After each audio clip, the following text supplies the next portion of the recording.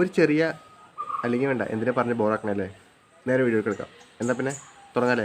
ആദ്യം ഒരു പെപ്സിക്കാൻ കട്ട് ചെയ്ത് കുമ്പിളെടുത്ത് എടുത്ത് നിവർന്നിരിക്കാൻ വേറൊരു ക്യാനിലോട്ട് ഇറക്കി വെച്ചു. മെഴുകെടുത്ത് കട്ട് ചെയ്തു. കട്ട് ചെയ്യേണ്ട ആവശ്യം വന്നില്ല. വേറെ ആവശ്യത്തിന് വേണ്ടി ഞാൻ കുരുകുരാന്ന് അരി വെച്ചതുകൊണ്ട് ആ ജോലി എളുപ്പമായി. അതെടുത്ത് ഉരുക്കിയെടുത്ത് അതിലേക്ക് കളർ ഇതെന്താ ചാടാത്തെ? ഒന്നുമില്ലേ, തീർന്നു. 1/2 മണിക്കൂർ കുളിക്കഴിഞ്ഞപ്പോൾ ഒരു തുള്ളി വീണു, ഭാഗ്യം. മിക്സ് ചെയ്ത് ക്യാനിലോട്ട് ഒഴിച്ചു. അപ്പോൾ അതാണ്ട് ഇങ്ങനെ കിട്ടി. ഇതാണ് നമുക്ക് വേണ്ട ഷേപ്പ്. ശേഷം ആ ഷേപ്പിന് നമുക്ക് വേണ്ട ഷേപ്പിലോട്ട് മാറ്റാൻ വേണ്ടി ചെറിയ കൈക്രിയ പ്ലസ് കത്തിക്രിയ. അപ്പൊ കൈക്കത്തിക്രിയ എന്തിനാവട്ടെ, കാര്യം മനസ്സിലായല്ലോ. അത് മതി. കുപ്പി എടുത്ത് ക്ലീൻ ചെയ്ത് വേണ്ടാത്ത ഭാഗങ്ങളെല്ലാം കളഞ്ഞു. ആഹാ, ഇപ്പൊ മുടുക്കനായി. ഇനി നമ്മൾ കഷ്ടപ്പെട്ട് കൊത്തുപണി ചെയ്ത മെഴുകി കുപ്പിലോട്ട് ഇറക്കാൻ വേണ്ടി 4-5 കഷ്ണങ്ങളായിട്ട് മുറിക്കുന്നതിനിടെ മൊത്തം പൊടിഞ്ഞു പോയി. പണിപാളി.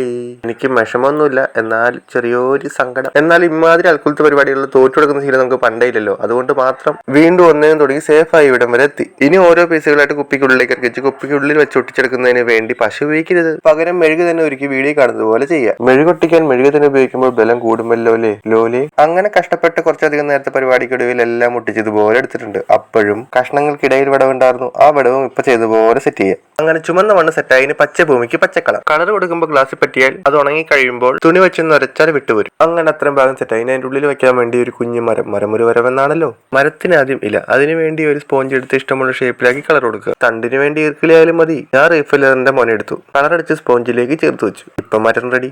ശേഷം ചന്ദനത്തിൻ്റെ കോഴി ചെറുതായി മുറിച്ച് കൂട്ടി വെച്ചൊരു കുഞ്ഞു തടിക്കഷ്ണം പോലെയും അതിലേക്ക് ലീഫിലർ കട്ട് ചെയ്ത് വെച്ചൊരു ചെറിയ കിണർ പോലെയും പേപ്പർ മടക്കി ഒരു ചെറിയ ടെന്റ് പോലെയും സെറ്റ് ചെയ്തു. ആർക്കും താമസിക്കാനൊന്നുമല്ലോ, അപ്പൊ ഇതൊക്കെ മതി.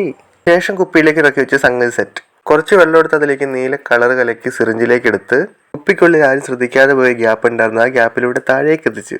അങ്ങനെ നീല വെള്ളവും റെഡി. ഇതിലെന്താണ് ഇത്ര വലിയ കാര്യം എന്ന് ചോദിച്ചാൽ ചെയ്തു നോക്കുക, അന്നേ അറിയാം.